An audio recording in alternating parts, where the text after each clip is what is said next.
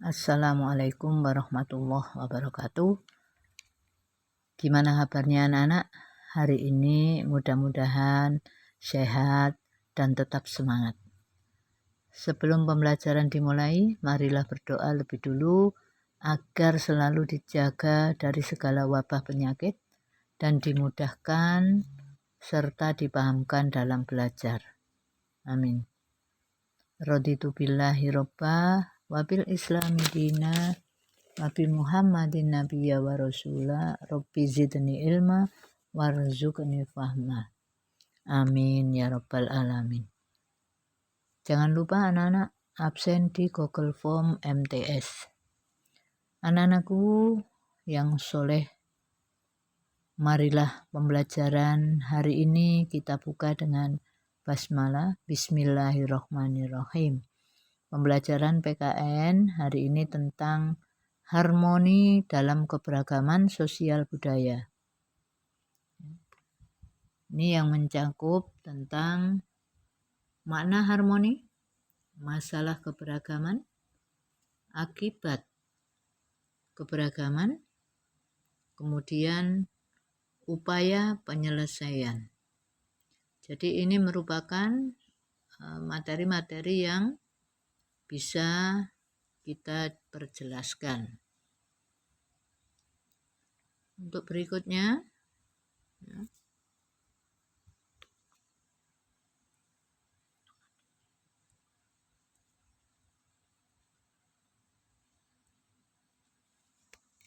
makna harmoni dalam keberagaman Bhinneka Tunggal Ika, di mana bisa kita lihat dari sudut atau bidang sosial. Kita lihat dari bidang sosial bahwa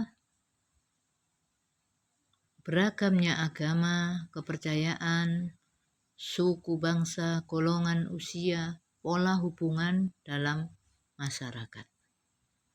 Yang kedua adalah budaya, di mana budaya ini adalah setiap kelompok memiliki budaya masing-masing dalam berbagai bidang dan memiliki ciri khas masing-masing.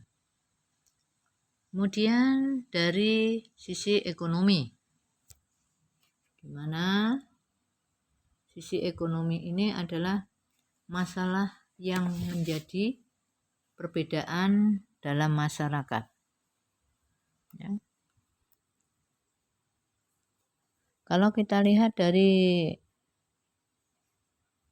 atau menurut Surjono Sukanto, masalah sosial yaitu suatu ketidaksesuaian antara unsur kebudayaan masyarakat yang membahayakan kehidupan kelompok sosial.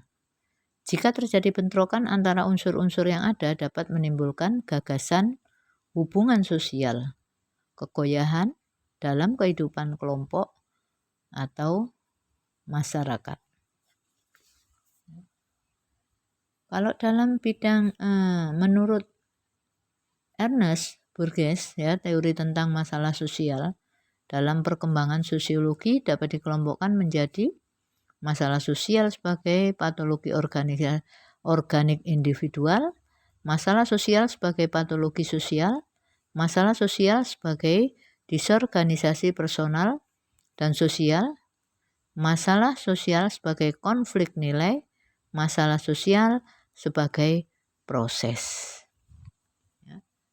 Termasuk masalah ekonomi, ini adalah masalah yang menjadi perbedaan yang sangat tajam dalam kehidupan masyarakat. Kemudian dari sudut gender, bagaimana masyarakat tentang gender? Sikap masyarakat terhadap peran berdasarkan jenis kelamin juga masih beragam, dipengaruhi oleh budaya. Inilah makna harmoni dalam keberagaman Bhinneka Tunggal Ika, bahwa harmoni berasal dari bahasa Yunani yakni harmonia, berarti terikat secara serasi.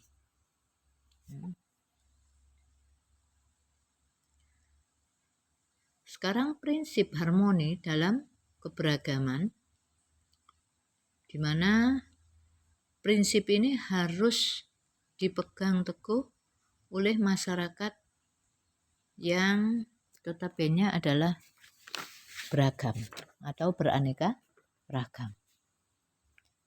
Sebagai masyarakat yang majemuk, maka kita harus menjaga harmoni dalam segala bidang. Mengapa demikian? Karena makna harmoni sangat penting dalam kehidupan masyarakat yang beragam. Oleh karena itu, kita harus memegang prinsip-prinsip harmoni dalam keberagaman. Prinsip tersebut adalah yang pertama, egalitarisme, kesetaraan, yaitu sikap mengutamakan kesetaraan sebagai manusia walaupun berbeda-beda. Yang kedua adalah saling pengertian, di mana sesama anggota masyarakat harus saling mengerti walaupun berbeda-beda. Kemudian prinsip yang ketiga adalah toleransi. Toleransi, sikap menghormati, membiarkan orang lain untuk melaksanakan sesuatu yang sudah menjadi keyakinan, bukan mencampur adukkan. Ya, ingat dari Al-Quran, lakum dinukum waliyadin. Agamamu adalah bagimu dan agamaku adalah bagiku. Jadi ini merupakan salah satu prinsip yang harus dipegang teguh, termasuk beragama. Ya, negara sudah menjamin dalam pasal 29 UUD 1945. Kemudian prinsip yang berikutnya adalah prinsip kerjasama, di mana prinsip kerjasama ini adalah selalu mengutamakan kerjasama dalam mencapai kepentingan bersama. Kemudian prinsip yang berikutnya adalah keterbukaan. Maksudnya adalah mau menerima pihak lain atau pandangan yang berbeda. Kita sudah pernah dengar ya, berbeda itu adalah indah. Jadi bukan berbeda adalah sebagai satu konflik, tapi berbeda itu adalah indah. Kemudian prinsip yang berikutnya adalah penghargaan atas prestasi. Sikap menghargai pihak, ya, ini bukan berdasarkan ABS asal Bapak senang, tetapi di sini adalah berdasarkan prestasi secara sportif.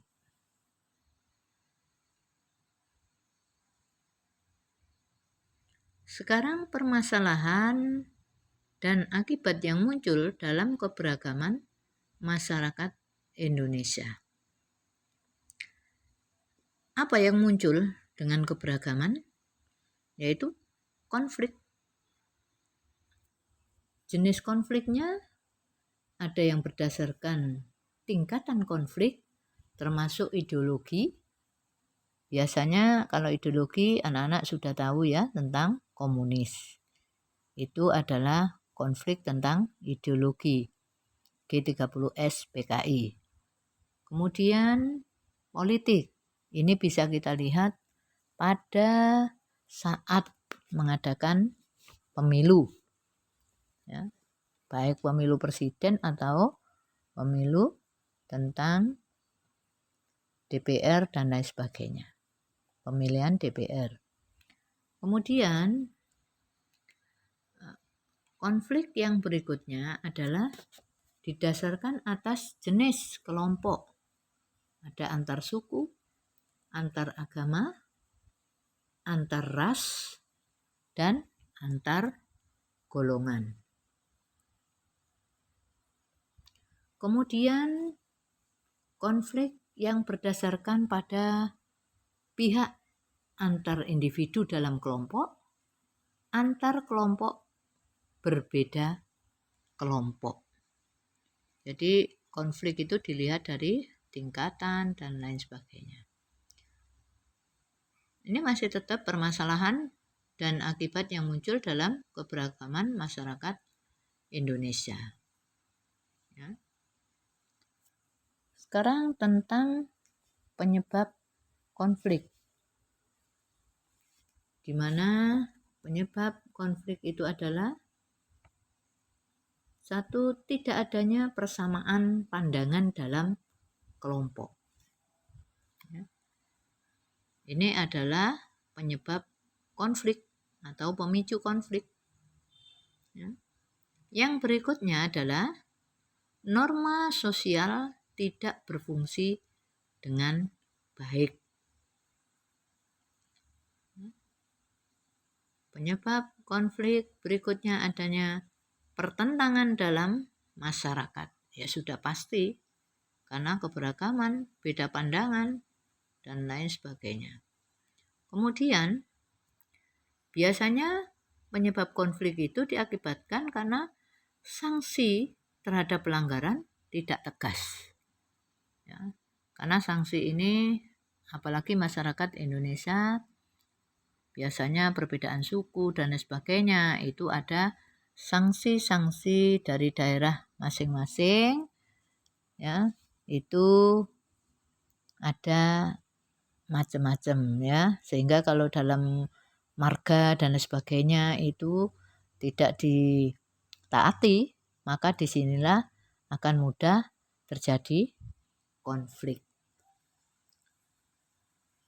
Berikutnya adalah terjadi proses disosiatif ya dalam masyarakat, di mana bentuk interaksi sosial yang lebih mengarah pada konflik dan perpecahan, baik itu dilakukan oleh individu maupun oleh kelompok. Ini masih tetap dalam permasalahan ya yang muncul. Faktor gejala konflik.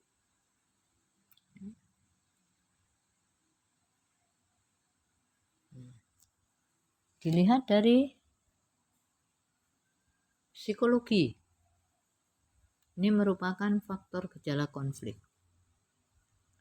di mana masyarakat yang lemah biasanya dapat memunculkan masalah apabila tidak disikapi dengan bijak. Yang berikutnya adalah faktor budaya, di mana faktor budaya yang berkembang saat ini banyak dipengaruhi oleh teknologi, serta masuknya budaya asing termasuk gaya hidup atau lifestyle. Ini harus ditangani secara serius, sehingga tidak akan terjadi, tapi pasti terjadi. Karena apa? Karena ini sudah globalisasi. Oleh karena itu, anak-anak kita, siswa-siswa kita, itu harus didasari dengan pendidikan agama. Kemudian, berikutnya adalah ditinjau dari faktor ekonomi, di mana faktor ekonomi merupakan faktor terbesar menyebabkan terjadinya konflik sosial. Setelah terjadi krisis global, terjadi PHK secara besar-besaran yang memicu tindak kriminal. Ya. Kemudian faktor biologis, di mana sekarang adanya penyakit menular termasuk pandemi yang dialami seluruh dunia bisa menimbulkan masalah sosial. Karena itu perlu meningkatkan fasilitas kesehatan, memberi bimbingan kepada masyarakat pentingnya pola hidup sehat.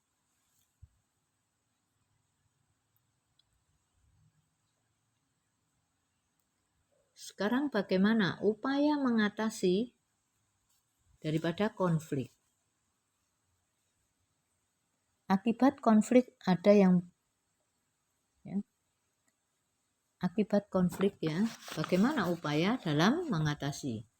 Satu adalah upaya langsung atau referensif, di mana tindakan langsung dalam menangani masalah. Yang kedua, upaya pencegahan, di mana upaya yang dilakukan sebelum terjadi masalah.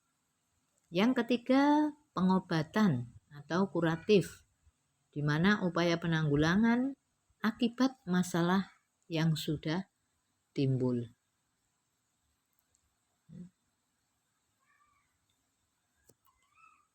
Sekarang, akibat konflik yang ada di Indonesia ini, ada yang akibat daripada keberagaman di Indonesia, ada yang bersifat positif, di mana di sini dengan adanya keberagaman, maka kita dapat meningkatkan kearifan dalam menghadapi masalah. Yang kedua, bagi masyarakat semakin kuatnya solidaritas. Kemudian yang ketiga adalah bagi bangsa, kehidupan bangsa makin dinamis. Akibat keberagaman daripada bangsa Indonesia ini adalah sisi negatif. Kalau tadi sudah ada sisi positif, sekarang sisi negatif adanya keberagaman adalah bagi individu kehidupan terganggu. Ya otomatis ya ini karena terjadinya konflik ya. Kemudian bagi masyarakat menimbulkan perpecahan. Terus bagi bangsa dan negara dapat menimbulkan disintegrasi atau perpecahan ya. Ini